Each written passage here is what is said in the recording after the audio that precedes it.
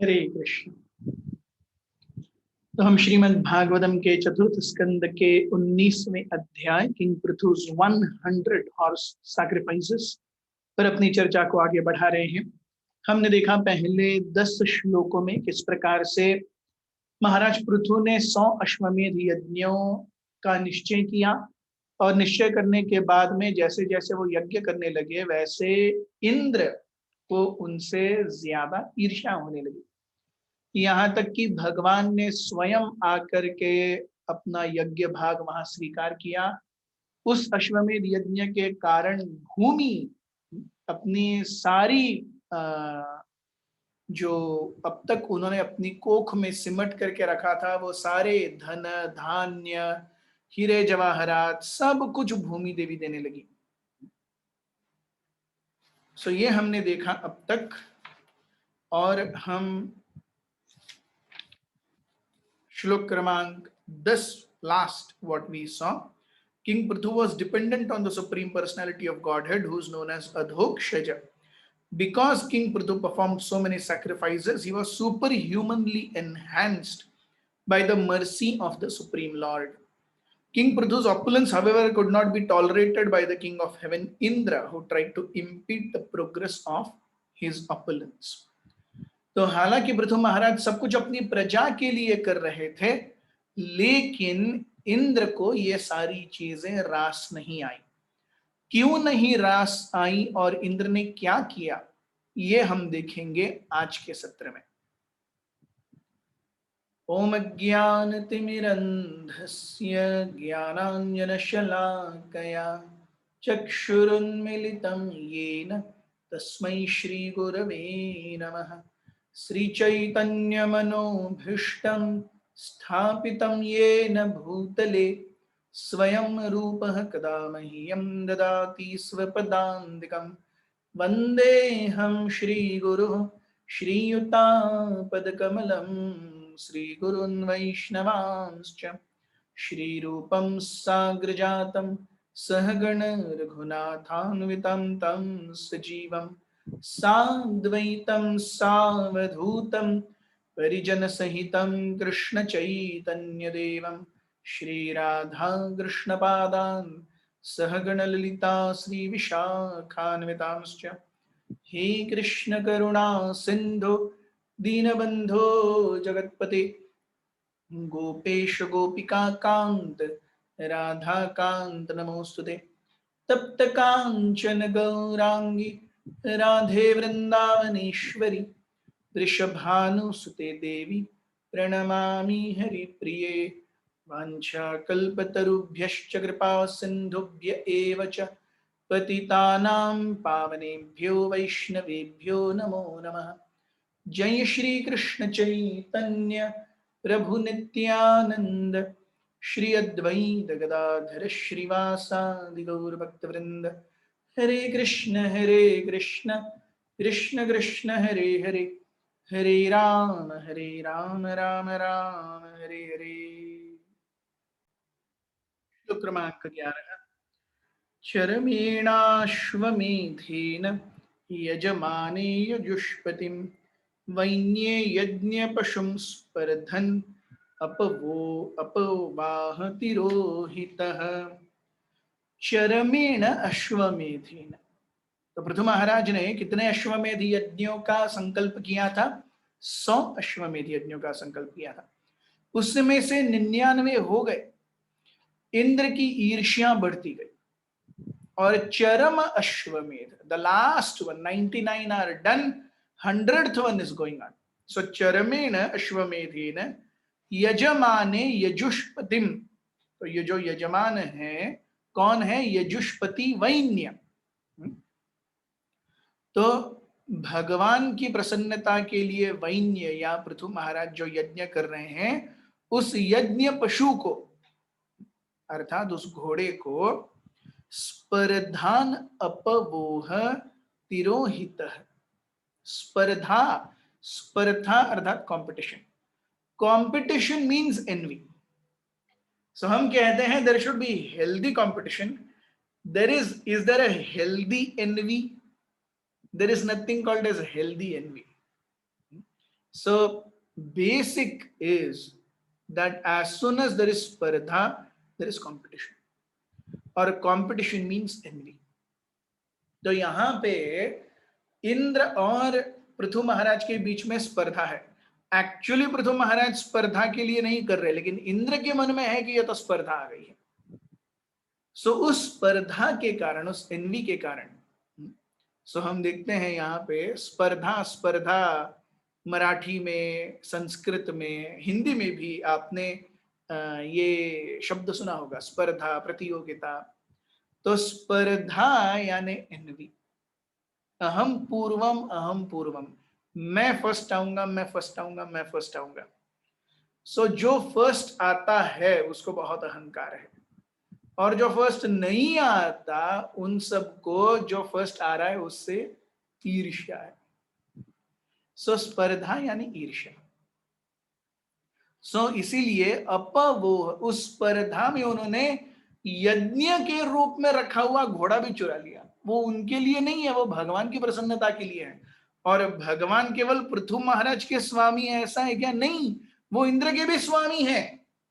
फिर भी पृथु महाराज की मति मारी जाती है, और वो क्या करते हैं? वो उस यज्ञ पशु को अपवोह, he steals it. So we see when actually we are envious, or when we are lustful, or when we are angry. In तीन conditions में, when I am envious, when I am lustful, and when I am angry, I am not actually my own self. मैं अपने ऊपर का आपा खो देता हूं, मैं स्वयं वो नहीं रहता. आपने देखा होगा बहुत सारे लोग, अरे ये ऐसा कर सकता है. यही सारी चीजें आज हम डिस्कस करेंगे. How can such a person do like this? Indra के जैसा व्यक्ति इतनी स्पर्धा, इतनी ईर्ष्या की भगवान को प्रसन्न करने के लिए उपयोग में लाए जाने वाले यज्ञ पशु को चुरा लिया. और चुरा लिया तो चुरा लिया, वो भी ठीक है. कैसे? तिरोहित है. तिरोहित यानी वो सामने भी नहीं आया, उन्होंने इनविजिबल रूप से चुरा लिया. सो ये तो क्षत्रिय स्वभाव कैसे भी नहीं है कि नहीं? क्षत्रिय कैसा है? सामने सामने, जो दो हाथ करने वो सामने. तो इंद्र को पृथु महाराज का यज्ञ होने भी नहीं देना है, और उसके लिए उन्हें गलत तरीके भी अपनाने हैं. So we see this is how false religion has come into existence. इसके बारे में हम और भी चर्चा करेंगे. प्रभुपाद जी यहाँ तात्पर्य में कहते हैं कि इंद्र को शतक्रतु कहा गया है. शतक्रतु यानी जिसने 100 अश्वमेध यज्ञ किए हैं. सो जब पृथु महाराज भी 100 करेंगे, सो नेचुरली इंद्र को क्या हो गया? He became disturbed. वो डिस्टर्ब हो गए, और उन्हें लगा कि इनसिक्योरिटी आ गई उनमें कि अब मेरा क्या होगा. अब तक क्या होता रहा है, भगवान ही देखते आ रहे हैं ना, आगे कौन देखेगा? भगवान ही देखेंगे. सो यहां प्रभुपाद जी फिर से समझाते हैं कि जब एक यज्ञ पशु यज्ञ में आयोजित या उपयोग किया जाता था, he would be killed, but he would get a new life instantly. उसे नया एक जीवन मिलता था इंस्टेंटली. उसके लिए उसे वेट नहीं करना पड़ता था. So in one sense, using animal for sacrifice is not actually sacrificing the animal. This is a very important concept to understand. और ये सब मंत्रोच्चारण से होता था. इसीलिए, क्योंकि वो मंत्र अभी नहीं है, इसीलिए इस प्रकार के यज्ञों को अभी कलियुग में बंद कर दिया है. अश्वमेधम गवालंबम संन्यास फल पैतृकम देवरेण सुतोपत्ति कलौ पंच विवर्जयेत. सो अश्वमेध और गवालंब. सो पहले के युगों में पीपल हैड द पावर, मंत्र और शुद्धि दोनों थी, कि they could execute such a feet कि मरे हुए जानवर को फिर से जिंदा कर दे? अभी नहीं है। श्लोक क्रमांक 12। दमत्री भर्गवानैक्षत परमाणं विहाय सा आमुक्तमिव पाखंडम यो अधर्मे धर्म विभ्रमः। तो जैसे ही इनविजिबल रूप में इंद्र वहां से जा रहे थे उस यज्ञ पशु को लेकर के, अश्वमेध यज्ञ के घोड़े को, तो तम अत्रि भगवान ऐक्षत, अत्रि जो कि वहां पे यज्ञ करने के लिए मुख्य क्रतु थे, तो अत्रि मुनि ने देखा कि अरे ये तो इंद्र है जो घोड़े को लेके भाग रहा है। तम अत्रि ऐक्षत, सो अत्रि जैसे महान योगी ने इंद्र को देख लिया और त्वरमाणम विहाय सा, क्या कर रहे थे इंद्र? जल्दी जल्दी भागे जा रहे थे उस घोड़े को लेके। त्वरमाणम जल्दी जल्दी, विहाय सा ऊपर आकाश में, विहाय सा। अमुक्तम इव पाखंडम, और वो क्या कर रहे थे? उन्होंने गेरुए वस्त्र धारण किए थे, एक सन्यासी का वस्त्र धारण किया था। कर क्या रहे हैं? वो चोरी करके लेके जा रहे हैं घोड़े को। किसके लिए वो घोड़ा है? भगवान की प्रसन्नता के लिए वो घोड़ा है, उसको वो चुरा के लेके जा रहे हैं। लेकिन जाते समय उन्होंने क्या डाला है? एक सन्यासी का साधु वेश डाला है। So amuktam iva, he is dressed as if he is a mukta, he is a sannyasi. But पाखंडम, उसके अंदर छल है, फरेब है, कटुता है। So that is why we see कली युग, कलह और एवरीवेयर, कलियुग यानी कलह का युग, जहां पर दो लोग साथ में आकर नहीं रह सकते, इट बिकम्स रियली डिफिकल्ट। और इंद्र के जैसे the more one is powerful, एक म्यान में दो तलवार नहीं रह सकती। तो इसीलिए इंद्र सोच रहे हैं कि अगर वो इंद्र बनने के काबिल हो गया तो मेरे लिए कंपटीशन खड़ा हो जाएगा। So how is this correct? तो इसीलिए इंद्र वहां से उसको हटाना चाहते हैं। सो अधर्मे धर्म विभ्रमः, लोगों को लग रहा है कि वो जो इंद्र जा रहा है एक साधु के वेश में वो धार्मिक है, लेकिन एक्चुअली वो अधर्म कर रहा है। यही पाखंड है, यही छल है। हम देखते हैं प्रभुपाद जी यहां बताते हैं पाखंड या पाषंड, यानी वो व्यक्ति जो दिखाता एक है और होता एक है। हम जैसे हिंदी में कहते हैं हाथी के दांत दिखाने के और खाने के और। हाथी के दो दांत बड़े दिखाने के लिए होते हैं, लेकिन उनसे वो खाता नहीं है, खाने के लिए उसके मुंह के अंदर छोटे छोटे और दांत होते हैं। वैसे ही गाय जब खाती है तो गाय अपने आगे के दांतों से चबाती है। आपका कभी हाथ वगैरह गाय के मुंह में गया हो तो गाय के सामने के दांत लगते नहीं है, लेकिन अगर हम थोड़ा अंदर डालेंगे तो जैसे हमारे पीछे जबड़े के वहां पे दांत होते हैं, वैसे गाय के भी पीछे दांत होते हैं चबाने के लिए अच्छे से। वहां पे वो एक्चुअली चबाती है, वो बहुत नुकीले होते हैं, वहां हाथ लग जाएगा, हाथ चला जाएगा तो खून आ जाएगा। तो वैसे ही इंद्र जैसे व्यक्ति अपने पाखंड से, जस्ट बिकॉज ऑफ स्पर्धा विच मीन्स एनवी, एंड पाखंड विच मीन्स हिपोक्रेसी, छलावा, तो अपनी ईर्ष्या और अपने छलावे से वो क्या कर रहे हैं? उन्होंने एक नया अपसंप्रदाय शुरू कर दिया। साधु का वेश धारण किया, लेकिन साधु की मनस्थिति, साधु की चेतना नहीं है। सो द फर्स्ट ढोंगी साधु इज इंद्र। प्रभुपाद जी कहते हैं कि ऐसे व्यक्ति जो साधु का वेश धारण करते हैं हृदय से असाधु हैं, इन सब के कुलगुरु हैं इंद्र। यहां पे सो प्रभुपाद जी बहुत सुंदर रूप से कहते हैं, imposter who presents himself to be very religious but in actuality he is sinful। वो अपने आप को बहुत ज्यादा धार्मिक दिखाता है, लेकिन अव्वल नंबर का, अव्वल दर्जे का पापी व्यक्ति होता है, वो है छलिया, वो है इम्पोस्टर, वो है पाखंडी, वो है पाषंडी। इंद्र यही आ गए।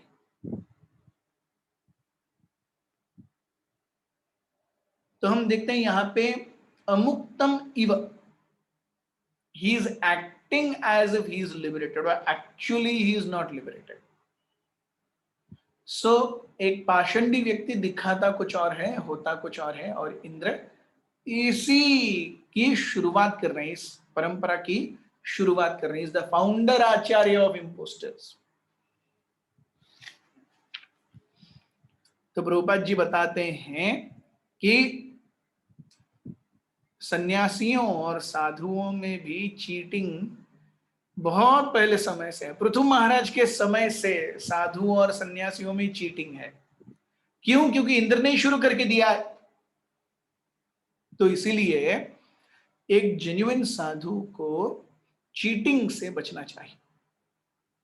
कैसे बचना चाहिए? क्योंकि लोग हमेशा उसके हर एक व्यवहार को देखते रहेंगे। चैतन्य चरितामृत में कृष्णदास कविराज गोस्वामी हमें बहुत सुंदर रूप से बताते हैं, शुक्ल वस्त्रेमासी बिंदु यैसे न लुकाय, सन्यासीर अल्प छिद्र सर्वलोके गाय। तो शुक्ल वस्त्रे मासी बिंदु, शुक्ल यानी सफेद, तो सफेद कपड़ों के ऊपर मासी बिंदु, मासी यानी इंक।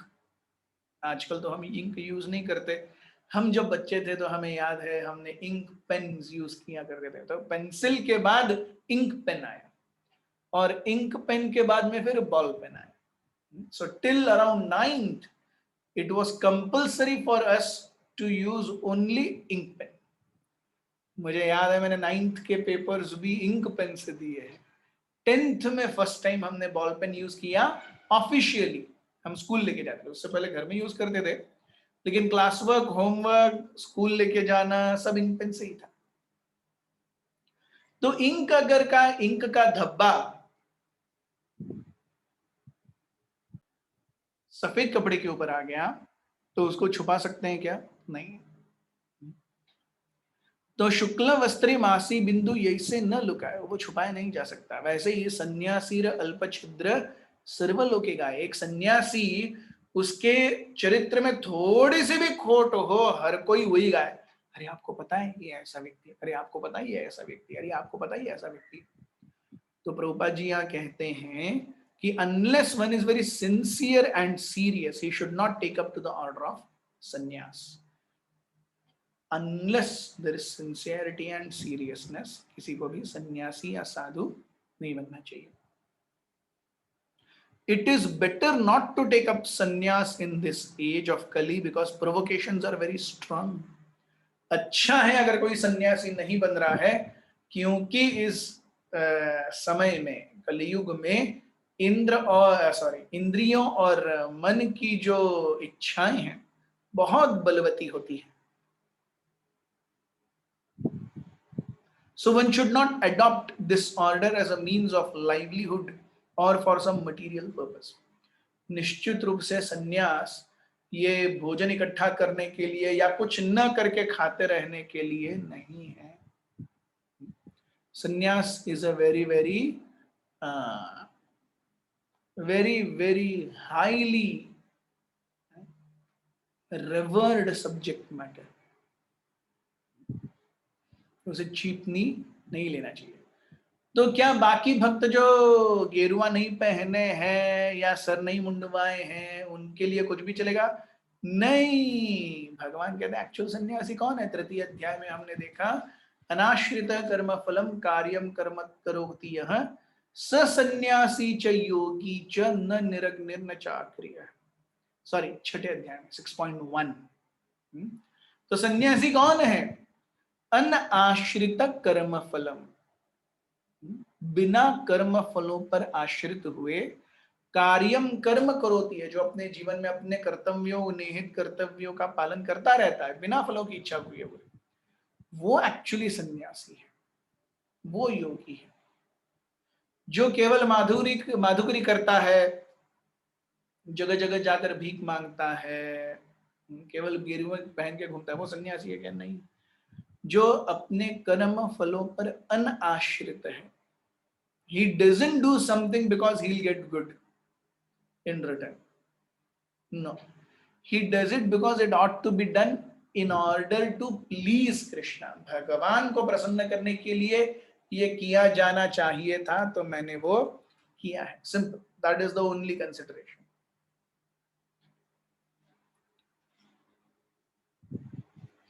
So आमुक्तमिव पाखंडम यो अधर्मे धर्म विभ्रम।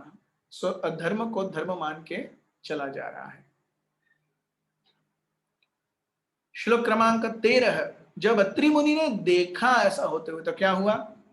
अत्रिणाचोदितो हंतुम पृथुपुत्रो महारथः अन्वधावत् संक्रुद्धस् तिष्ठ तिष्ठेति चाब्रवीत्। अत्रिणाचोदितो हंतुम, अत्रि महर्षि ने जब मारने के लिए उकसाया गया, किसको? इंद्र को।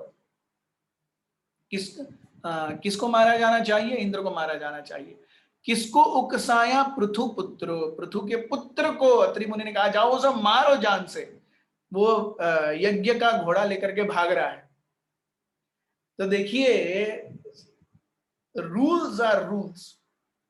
अत्रि मुनि जानते हैं कि इंद्र जो है वो स्वर्ग के स्वामी हैं, लेकिन स्वर्ग के स्वामी होने का यह मतलब नहीं है कि मुझे जो चाहिए मैं करूंगा। इसका मतलब ये कदापि नहीं है कि मैं भगवान की सेवा में उपयोग किए जाने वाली सामग्री पर अपना हक जताऊंगा, नहीं। सो अत्रिणा च उदितो हंतुम, so one who steals a very important property, he can be given capital punishment. So भगवान की सेवा के लिए उपयोग किए जाने वाला चीज चुरा के लेके जा रहा है, मार दो। हंतुम च उदिताम, पृथु पुत्रो महारथ। और पृथु पुत्र कोई साधारण व्यक्ति नहीं थे, पृथु के पुत्र महारथ। अन्वधावत संक्रुद्ध, जोर से भागने लगे पृथु महाराज के पुत्र इंद्र के तरफ। क्या बोलते हुए? क्रोधित होकर के, संक्रुद्ध। तिष्ठ तिष्ठ इति च अब्रवीत। तिष्ठ तिष्ठ, wait wait. So don't run, wait.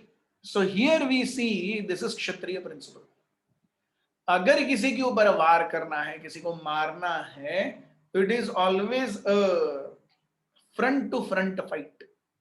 एक क्षत्रिय कभी भी अपनी पीठ दिखा करके नहीं भागेगा।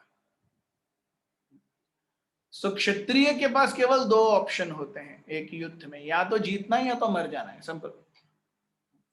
तीसरा ऑप्शन ही नहीं है। हार करके, मुंह फुला करके अब आगे देखेंगे, अगली बार फिर से अटैक करेंगे, नहीं। क्षत्रिय मीन्स ईदर ही लिव्स और ही डाइज। और वो मरना पसंद भी करते हैं, ऐसे नहीं कि वो मरने से डरते हैं। वो मरने से डरे वो काय का क्षत्रिय है? क्षत्रिय मरने से डरते नहीं है। सो इसीलिए उन्होंने कहा तिष्ठ तिष्ठ, अरे wait wait, you should not simply hurry. इतना ज्यादा जल्दी मत कीजिए, मैं आपको मारने के लिए आ रहा हूं, ऐसा पृथुपुत्र ने इंद्र से कहा। श्लोक क्रमांक 14। तम तादृशाकृतिं वीक्ष्य मेने धर्मं शरीरिणं जटिलं भस्मनाच्छन्नं तस्मै बाणं न मुञ्चति। King Indra was fraudulently dressed as a sannyasim. Tam tadrisha आकृतिम वीक्ष्य, वीक्ष्य यानी देख करके, धर्मान मेने शरीरिणम, धर्मम शरीरिणम। तो उन्होंने सोचा, ऐसे उन्होंने इंद्र को देख करके गेरुए में उन्होंने सोचा, अरे ये तो धर्मविद व्यक्ति हैं, मैं उन्हें क्यों मार रहा हूं, और उनके साथ भी एक घोड़ा है, तो वो शांति से, इंद्र शांति से भेष बदल करके, एस्पियोनाज, क्लैंडिसेंट ऑपरेशंस, गुप्तचर, तो ये सब इंद्र, इन सब के जो प्रमुख हैं वो इंद्र हैं। हैविंग डिप्लोमेसी, दूसरे के घर में घुस करके उसको मारना चुपके से, ऐसा मारे कि लगे भी नहीं कि कहाँ, पता भी नहीं चले कब लगा कैसे लगा। वो तो अत्रि मुनि थे इसलिए पता चला, नहीं तो इंद्र तो he was invisible only because Atri मुनि हैड द क्वालिफिकेशन और the power that he could see invisible Indra, इसीलिए उन्हें अत्रि भगवान कहा गया। मतलब ही सो पावरफुल कि इंद्र की माया भी अत्रि मुनि के सामने नहीं चल सकती। That is how he is addressed as Bhagwan. अब इंद्र तो देवताओं के राजा हैं, तो देवताओं के राजा के ऊपर कौन बैठा है? प्रैक्टिकली भगवान ही बैठा है ना। तम तादृश आकृतिम वीक्ष्य मेने धर्मम शरीरिणम, उन्होंने सोचा अरे ये तो धर्म का शरीर है, ये तो साधु का शरीर है, सन्यासी का शरीर है। जटिलम भस्मना छन्नम तस्मै बाणम न मुंचती। यस, इंद्र कैसे थे? जटिलम, जटा धारण किए हुए, भस्म आच्छन्नम, तो ये शरीर तो जटा वाला है, भस्म धारण किया हुआ है। बाणम न मुंचती, उन्होंने बाण नहीं छोड़ा इंद्र के प्रति। सो वी सी उस इस ड्रेस को, सैफरन को या सन्यास को क्या महत्व है। हालांकि पृथु के पुत्र महारथ हैं, वो जानते हैं कि वहां पर इंद्र है, फिर भी उनके हृदय में थोड़ा सा कंपन हो रहा है कि अरे ऐसे मैं कैसे कर दूं। श्लोक क्रमांक 15। वधा निवृत्तम तम भूयो हन्ते वत्रिरचोदितयत् जहि यज्ञहनम तात महेन्द्रम विबुधाधमम। After Atri Muni saw that the son of King Prithu did not kill Indra, but returned deceived by him, Atri Muni again instructed him to kill the heavenly king because he thought that Indra had become the lowest of all demigods due to his impeding the execution of King Prithu's sacrifice. तो अत्रि मुनि को सही में लगा कि अरे भगवान को प्रसन्न किए जाने के लिए कर रहे यज्ञ में भी आप अपना अड़ंगाड़ा डाल रहे हो, और कर कौन रहा है? भगवान ही कर रहे हैं। पृथु महाराज भी भगवान ही है, भगवान क्या क्या अवतार है। सो भगवान को अपनी जगह पे अपने भक्त के द्वारा कोई चीज की जाए तो पसंद नहीं आएगी क्या? सो अत्रि मुनि सोचते हैं कि भगवान की प्रसन्नता के लिए उपयोग किया जाने वाला अश्व आपने अपने पास रख लिया। It means basically it is like we are asking you for yuddha, that is what basically it means. So Atri मुनि फिर से कहा उन्होंने पृथुपुत्र को कि जाओ उन्हें मार के लाओ या उन्हें देख करके लाओ, ऐसा कुछ नहीं करना चाहिए उन्होंने आगे। श्लोक क्रमांक 16। एवं वैन्यसुतः प्रोक्तस्त्वरमाणं विहाय सा अन्वद्रवदभिक्रुद्धो रावणं गृध्रराडिव। Being thus informed, the grandson of King Vena immediately began to follow Indra, who was fleeing through the sky in great haste. He was very angry with him, and he chased him just like the king of vultures chased Ravana. तो जटायु ने जिस प्रकार से रावण के साथ युद्ध किया था, वैसे ही the grandson of King Vena immediately began to follow Indra, who was fleeing through the sky in great haste. तो वेण महाराज के जो बेटे हैं, बेटे के बेटे हैं, वो सभी इंद्र के पीछे जोर जोर से भागने लगे उसको पकड़ने के लिए, दंड देने के लिए, और इंद्र वहां से अपना फिर से भेष बदल करके चले गए।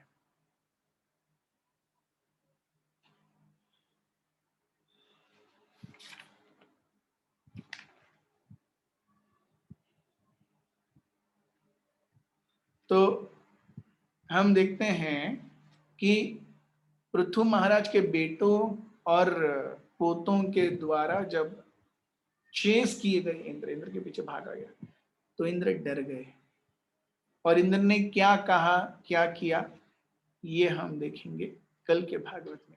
हमारे साथ बने रहिए। हरे कृष्ण। ग्रंथराज श्रीमद् भागवत की जय। उपस्थित वैष्णव वृंद की जय। निताय गौर प्रेमानंदे। हरि हरि।